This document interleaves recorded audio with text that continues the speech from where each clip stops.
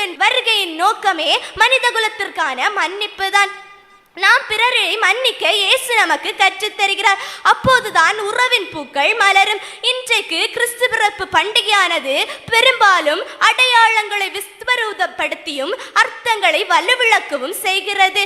குடல்களை மாளிகையாக்கி மாளிகையை வெறுத்த மாபரனை பகட்டின் பக்கங்களில் படுக்க செய்கிறது.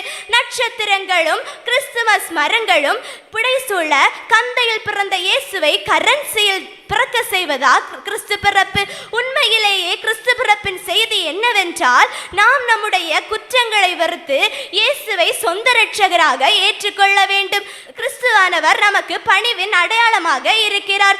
தந்தையிடமிருந்து வந்தவர் கந்தையிடம் தஞ்சமானார். ஆண்டவனாய் வாழ்ந்தவர் ஆட்டிடையே அடைக்கலமானார்.